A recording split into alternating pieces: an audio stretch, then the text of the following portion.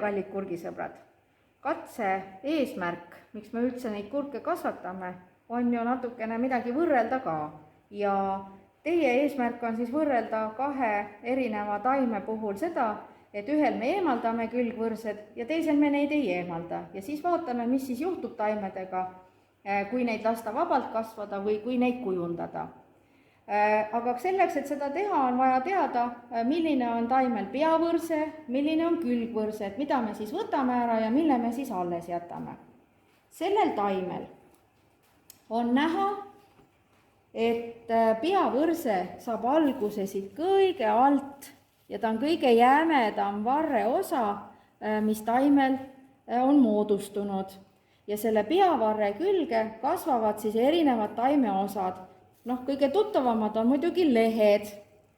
Iga lehe väljakasvamise koht varrelt, seda nimetatakse sõlmekohaks.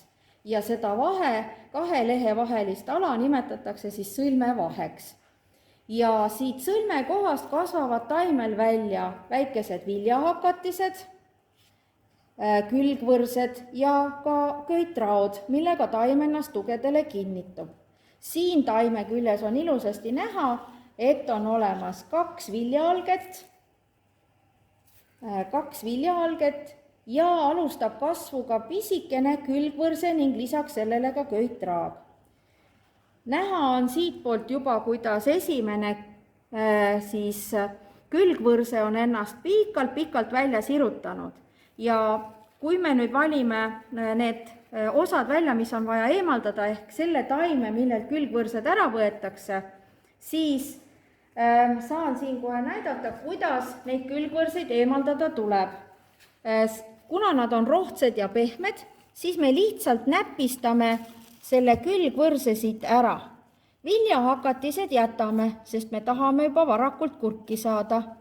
Aga külgvõrsed, pisikesed nupsukesed eemaldame.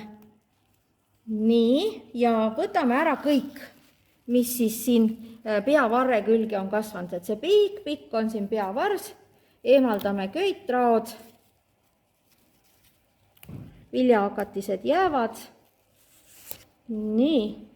Ja las need ülemised köitraod jäävad alles. Ja nüüd on meil terve vars, kus ei ole enam ühtegi külgvõrset. Ja sedasi me siis 2 taime võrdleme. Saate võrrelda, palju tekib vilju, palju tekib, kui kõrgele taim kasvab. Ja siis, kuidas on siis lihtne kurki mõõta, kõigepealt mõõdame ära kurgi üldpikkuse, siit idulehtedest alates kuni siis ülesse välja, selleks võime kasutada mõõdulinti. Ja mõõdame taime kõrguse ära. Selle taime kõrgus on 78 sentimeetrit praegu.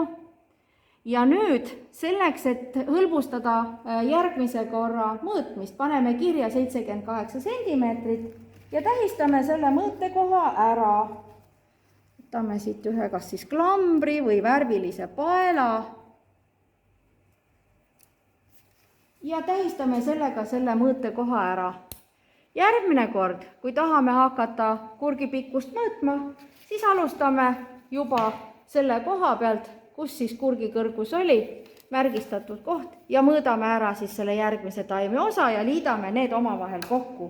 Ja niimoodi saabki kiiresti ja kerge vaevaga ühe kurgitaime ära mõõdetud. Sest hiljem, kui taimed on juba keeratud tugipostide külge või tugimaterjali külge, siis on väga keeruline kogu taime korraga uuesti mõõta. Aitäh teile ja ilusat kasvatamist!